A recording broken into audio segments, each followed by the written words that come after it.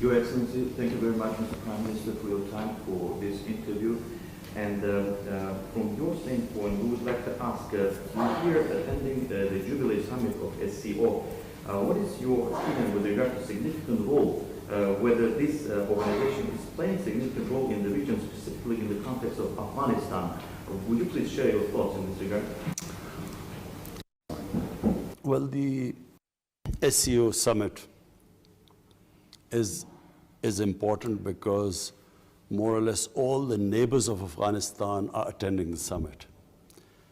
And the subject which for all this region, which is the most important subject, is Afghanistan.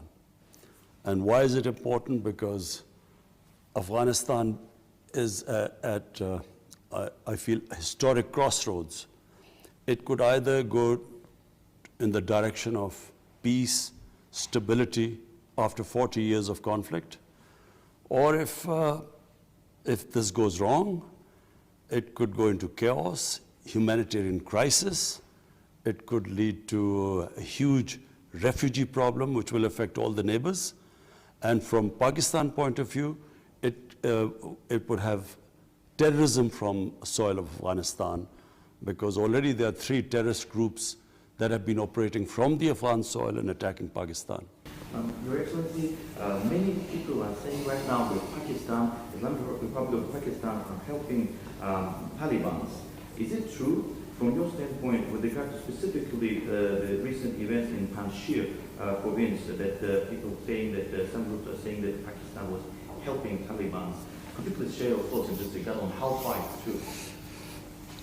If Pakistan helped Taliban win against the United States, it means that Pakistan is stronger than the United States, the whole of the Europeans, and so strong that it has been able to make a lightly armed militia, 65, 60, 70,000 militia, beat a well-equipped army of 300,000.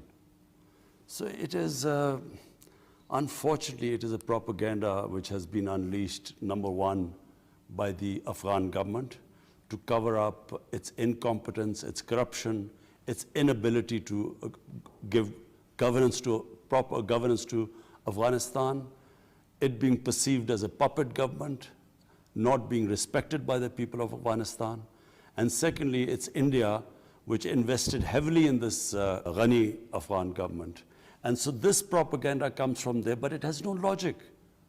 It is not possible. Pakistan total budget, the total budget for 220 million people is $50 billion. How could it have in any way supported insurgency in Afghanistan, which overwhelmed the United States, which spent over $2 trillion in Afghanistan in 20 years. So it is just not logical, it is propaganda. And how come the 300,000 Afghan army did not fight? Did Pakistan ask them not to fight?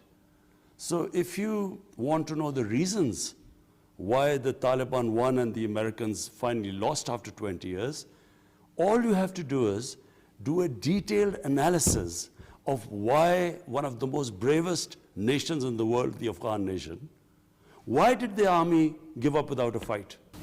Your Excellency, you said that you won't recognize new government in Afghanistan until the international community will not recognize them. Would you please say, are you planning to recognize them, this new government at all? Pakistan is part of an international community.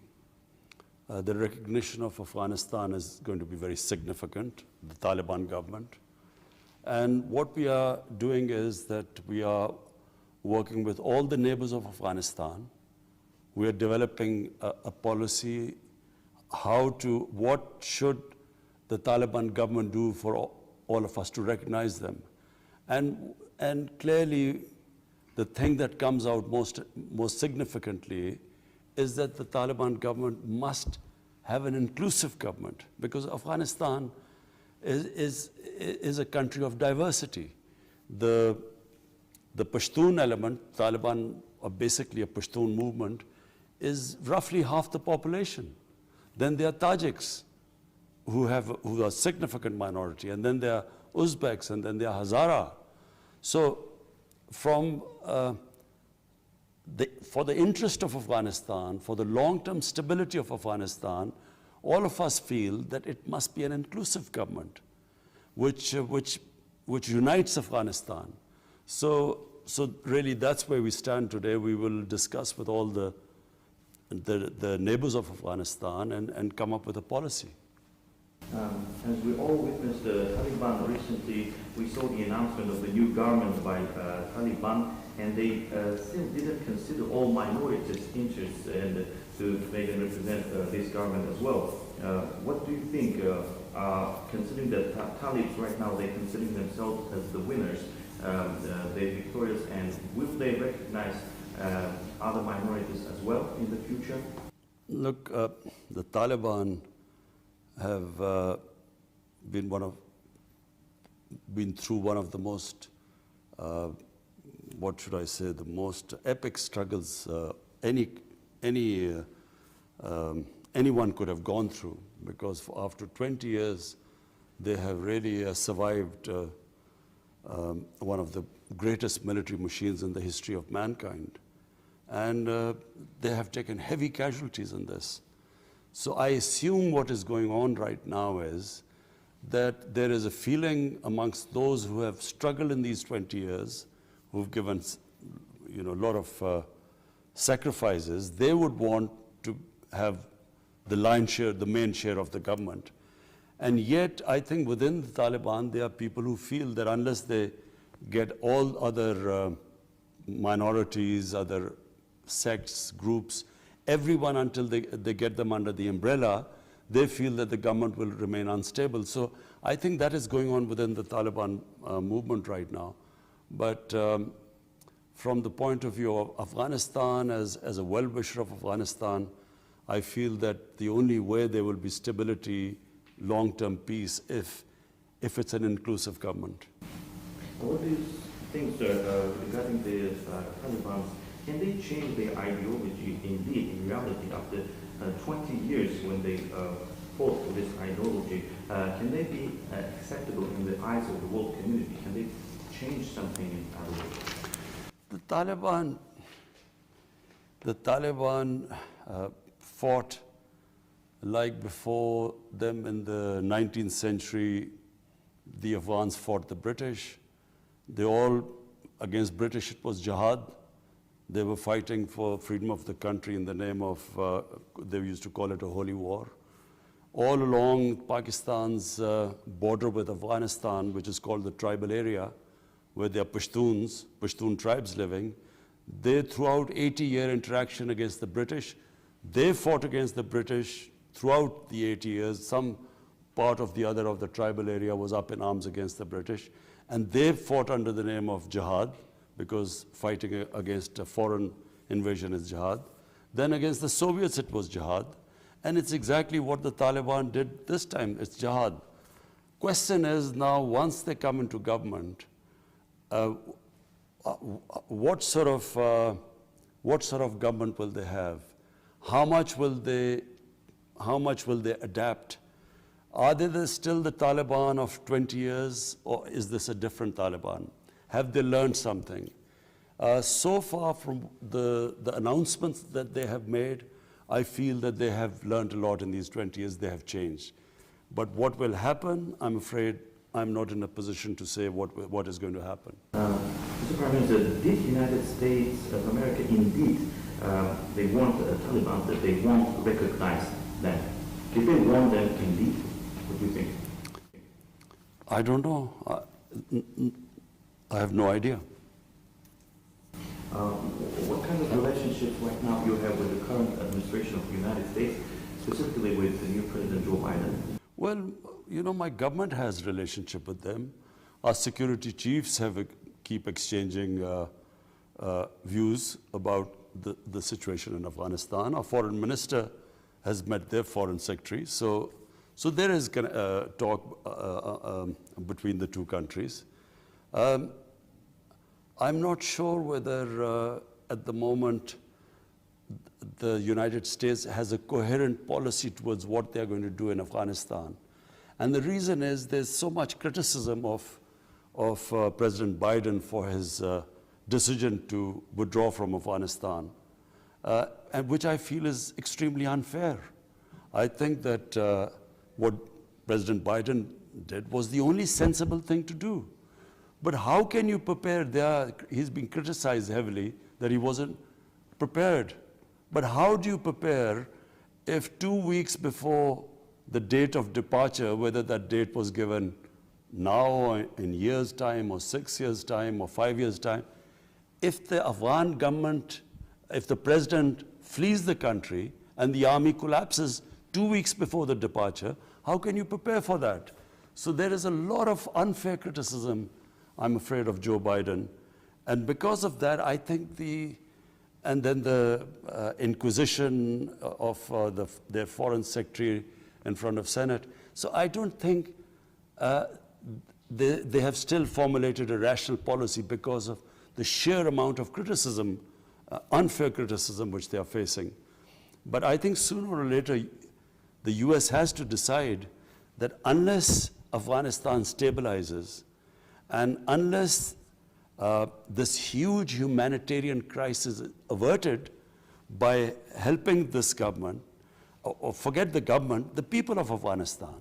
Unless the people of Afghanistan are helped and stabilized, the situation stabilizes, if this descends into a huge humanitarian crisis, which it will go if the international community does not help, then the consequences would be far-reaching in terms of refugees. There'll be a huge refugee problem, which Pakistan probably will face more, Iran, two countries which have taken the most number of Afghan refugees. We still have almost 3 million Afghan refugees. But it will also have on terrorism, that if there is instability in Afghanistan, then how will the government be able to stop terrorism from Afghan soil? And there again, Pakistan is worried because there are already 3 different groups that have been operated from Afghan soil hitting Pakistan. But the thing that happened in Kabul International Airport is the clear evidence that there's still a terrorism in place. Because those terrorist groups like Al-Qaeda, ISIS, and others might even get stronger in this situation. And from your standpoint, whether it is a crucial time to unify efforts, not only Pakistan, but international community, to consider these threats, because there might be some harmful consequences. There is no doubt that if there is instability, chaos, a weak government in Afghanistan which cannot control the terrorists, because a weak government will not be able to control the space for terrorists in Afghanistan. So if that happens, then the country that is going to be most at risk will be Pakistan. As I said, there are 3 different terrorist groups that have been attacking Pakistan.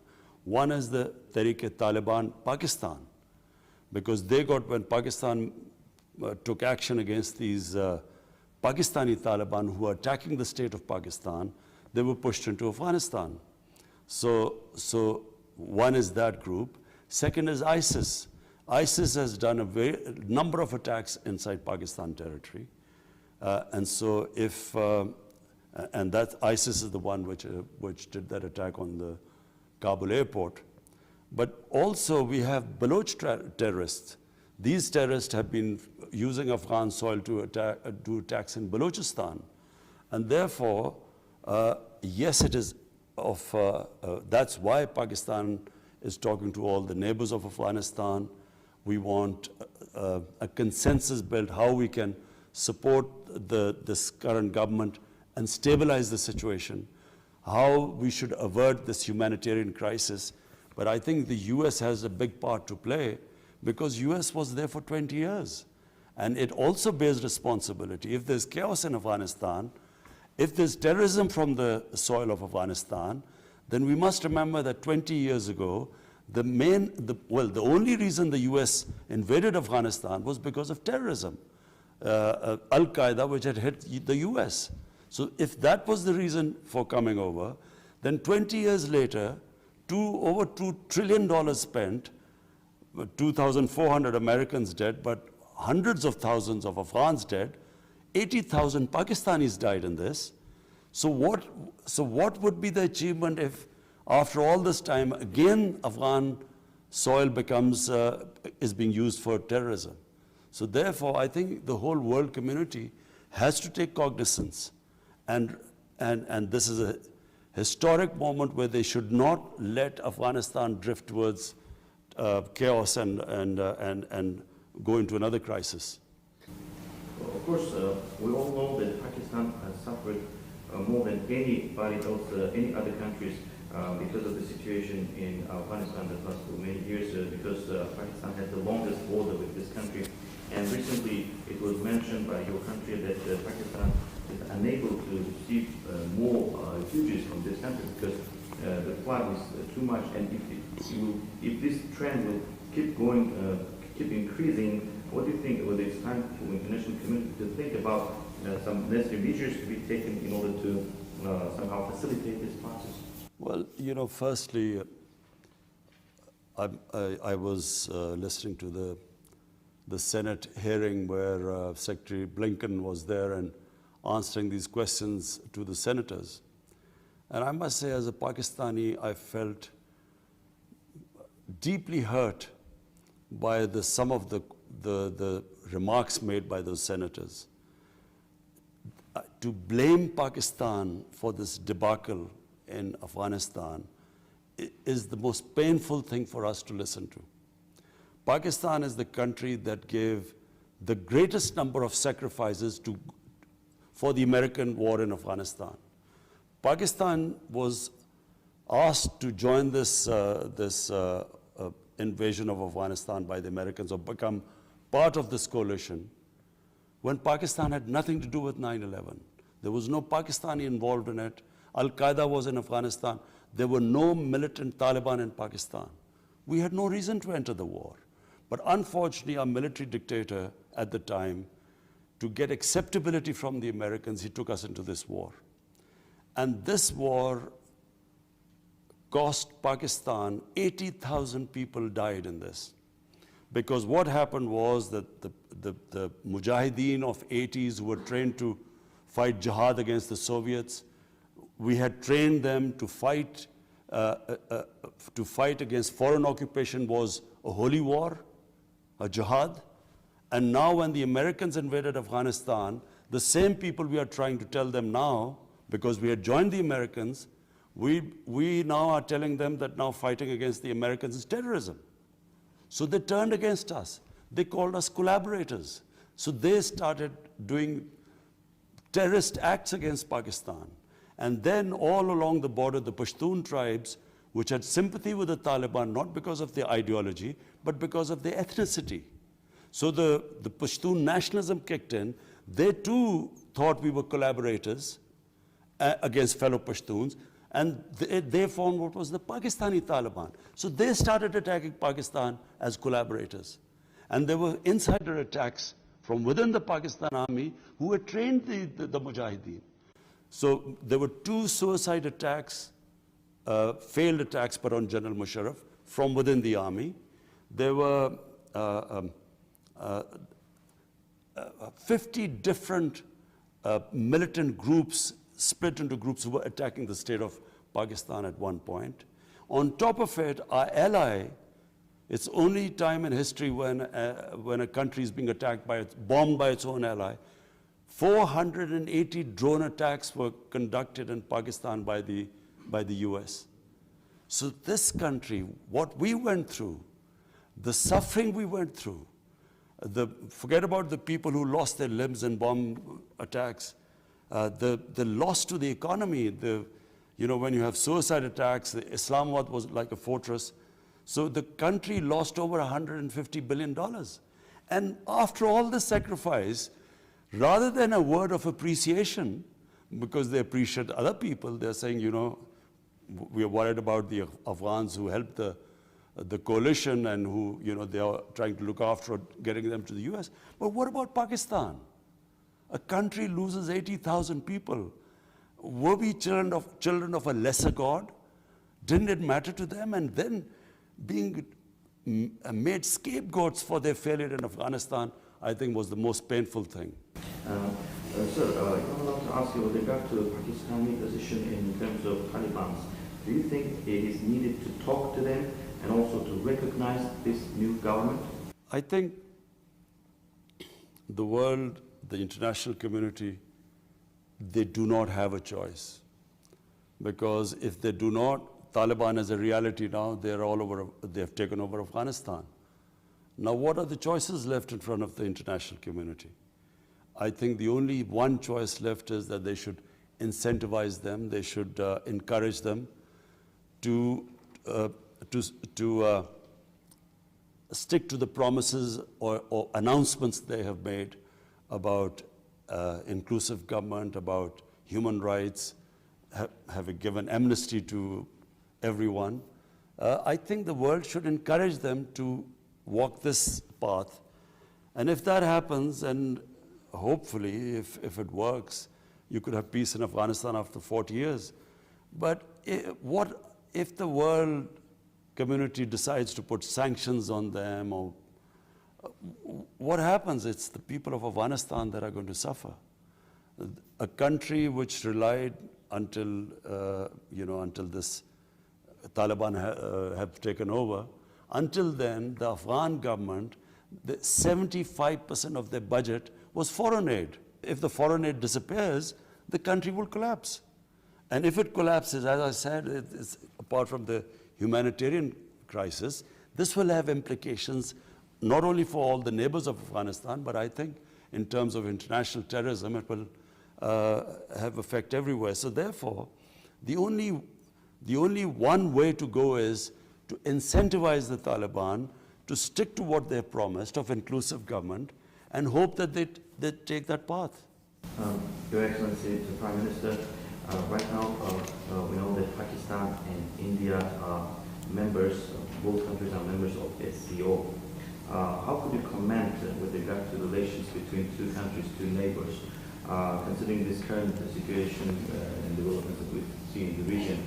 What do you think, how could you comment whether the peace, mutual understanding will come between these two countries, your countries? Well, you know, Pakistan has made every effort to have peace with India. And I can tell you, because I know India very well, I have had great friendships in India. I've had a lot of love and respect because I used to play cricket, and cricket is one of the, a sport that goes right to the grassroots. It's the most loved sport there. So I tried my best to have, improve our relationship with India. But unfortunately, India is ruled by an ideology which is called the RSS ideology. That RSS ideology was inspired by the Nazis in the 1920s and 30s.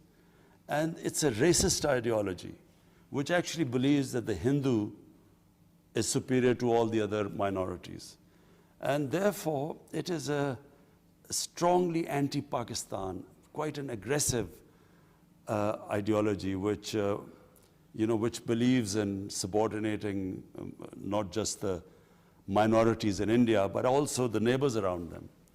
And so I found it very difficult to take our relationship forward. And then on 5th August in 2019, they unilaterally took away the state of Kashmir. And Kashmir is a disputed territory between Pakistan and India. And this has been recognized by the world community through United Nations Security Council resolutions. So once they did that, then that's when all our communication stopped. Because there's no way we can have normal relationship when what they're doing in Kashmir is violating every human right. The world community worries about Taliban's human rights violations. But what about the violations that are going on in Kashmir, where there are some 800,000 Indian troops basically keeping 8 million people, Kashmiri people, in an open prison. And every right of theirs is violated. They talk about women's rights in Afghanistan, but there are about, what, 30, 40,000 Kashmiri women that have been raped by the security forces and all sorts of human rights abuses. It's been, this has been well documented by the Human Rights Commissioner of the United Nations. So, unfortunately, until they go back to what taking the statehood of Kashmir on 5th August 2019, until they go back, unfortunately, we cannot resume a normal relationship with them. Mr. Prime Minister, what do you think if Pakistan decides to stop testing of ballistic missiles, do you think it will somehow help to improve relationships between your countries? Pakistan is almost 7 times smaller than India. And, you know, we always heard the argument that the reason why Israel must have missiles and nuclear weapons because Israel is tiny and they are surrounded by hostile neighbors. So what about Pakistan? We had 3 wars with India till 1971. And ever since we've had the nuclear deterrence, actually there has been no war between us. So really for a small country which has a hostile neighbor 7 times the size, actually it is your only protection. But I wish that we would resolve our difference with India, which is Kashmir. And if that is resolved, I would actually, go for a nuclear-free zone. In fact, I would go for a nuclear-free world. So recently you had a discussion with Mr. Putin, President of Russia, with regard to the Afghanistan situation. How would you assess, how would you evaluate the current stage of relationships between Pakistan, Islamic Republic of Pakistan and Russian Federation, not only in the government but also at the level of the countries? I think our relationship is improving. I have, you know, the few times I've met, a couple of times I've met President Putin. We have a very good relationship and understanding. I've spoken to him twice on the phone now. And we want to improve our relationship between Pakistan and Russia. Our concern is the situation in Afghanistan. In fact, all the countries around Afghanistan, at the moment, the main concern is that Afghanistan should not descend into chaos. So we all agree on that, and we all agree that there should be an inclusive government in Afghanistan which would bring stability there.